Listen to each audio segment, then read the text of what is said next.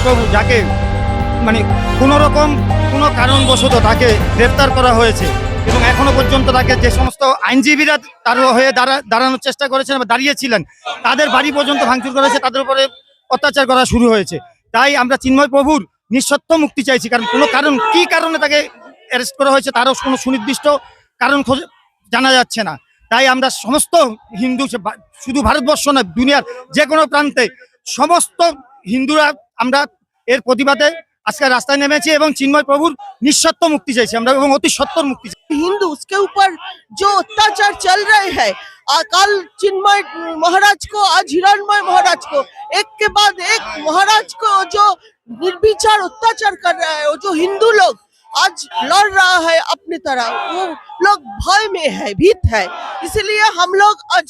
सनातनी जो साधु लोग है, सन्यासी है, हमारा साथ है, ये लोग हम लोग आज राजपथ में है, क्योंकि हम चाहते हैं जो सरकार कुछ पदक्षेप ले। পরে যদি আজকে এবং নিঃস্বার্থভাবে তাকে যদি চিন্ময় প্রভুকে যদি মুক্তি না দেওয়া হয় তাহলে সমস্ত ভারতবর্ষের শুধু নয় সারা বাংলাদেশকে দখল করে নেওয়ার জন্য এবং সমস্ত পণ্য বন্ধ করে দিয়ে আমরা ভারতবর্ষ থেকে অ্যাকশন নিতে বাধ্য হব এবং তার বিরুদ্ধে সমস্ত মুসলমানদের বিরুদ্ধে আমরা একটাই সতর্কবার্তা দিতে চাই যে তোমরা সাবধান হও, আমার চিন্ময় প্রভুকে নিঃস্বার্থ মুক্তি দান করতে হবে এবং সমস্ত মন্দিরকে সুরক্ষা দিতে হবে। দেখুন, যারা সাধু সন্ত সমাজ আছে তারা বলছেন যদি নিঃস্বার্থভাবে চিন্ময় কৃষ্ণ প্রভুকে মুক্তি না দেওয়া হয় পরবর্তীকালে ভারত থেকে যে পণ্য যে জিনিস বাংলাদেশে আমরা দিই রপ্তানি হয় সেই জিনিস বন্ধ করে দেবে, প্রয়োজনে সরকারের কাছে তারা ধর্নায় বসবে,